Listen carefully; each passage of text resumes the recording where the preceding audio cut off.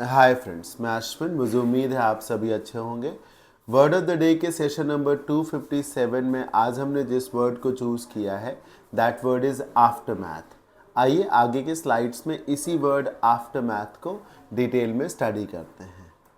This word after math is basically a noun और इसका meaning है the end result of an event. मतलब किसी भी घटना या किसी भी कार्यक्रम के बाद में जो एंड रिजल्ट है उसको हम आफ्टर मैथ कहते हैं। This word is basically negative in sense, यानी कि जो अंतिम परिणाम होगा वो जब आफ्टर मैथ बोला जाएगा तो वो अंतिम परिणाम अच्छा नहीं होगा, मतलब उसमें डिस्ट्रैक्शन होगा। जैसे जब महाभारत हुई तो महाभारत तो हुई, उसके बाद मिला क्या? उसके बाद सब जगह ब्लडशेड था ना, in the aftermath of the war, right?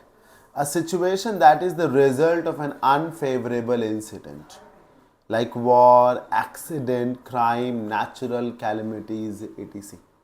कहीं पर बाढ़ आ जाए, कहीं पर भूकंप आ जाए, साइक्लोन आ जाए, तो बहुत सारी तबाही मच जाए, वो आफ्टर मैथ बोला जाता है। After math is basically consequences को कहते हैं, रिपरकशंस को कहते हैं, साइड इफेक्ट्स को कहते हैं, एडवर्स रिजल्ट्स को कहते हैं।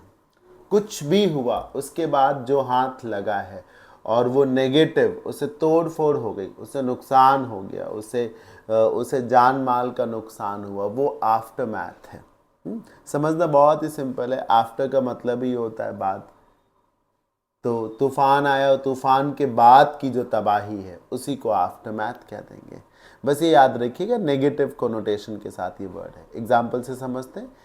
इन the aftermath of the floods food prices सोड अप। बाढ़ आई, बाढ़ के बाद क्या हुआ? जो कीमतें थी खाने पीने की वस्तुओं की वो बढ़ गई। इन द आफ्टर मैथ मतलब बाढ़ के बाद या बाढ़ की तबाही या बाढ़ के फलस्वरूप ऐसा हुआ। Right? Number 2, about 1,000 innocent people lost their lives in the aftermath of the earthquake. भूकंप आया, भूकंप के बाद सारी बिल्डिंगें इधर उधर गिर गई और उसमें 2,000 से भी ज़्यादा लोगों को अपनी जान गंवानी पड़ी। इन इमेजेस को देखिए, इन इमेजेस में कुछ बन नहीं रहा, डिस्ट्रक्शन ही हो रही है। ये देखिए तोड़ फोड़ हो रही, ये देखिए कितनी तेज़ हवाएं चल रही हैं, ऐसा लग रहा है। तो जहाँ पे विध्वंस हो रहा हो, जहाँ पे डिस्ट्रक्शन हो रहा हो, उस जगह के लिए आप आफ्टर मैथ का इस्तेमाल करिए। ज़्यादातर ये भी देखा गया है कि आफ्टर मैथ को एक फ्रेज़ के तौर पे यूज़ करते हैं और ऐसे इन द आफ्टर मैथ, और कई बार in the aftermath of. Right, यहाँ पे देखिए इन द आफ्टर मैथ या फिर in the aftermath of. Synonyms हो सकते हैं outcome, consequences, repercussions, fallout, upshot, conclusion, culmination. मतलब जो रिजल्ट है, जो अंत है एक तरीके से। एंटोनिम्स शुरुआत के लिए हो सकते हैं onset, inception, beginning, emergence, dawning. Dawn का मतलब होता है दिन की शुरुआत। तो aftermath is what? It's the end of something, right?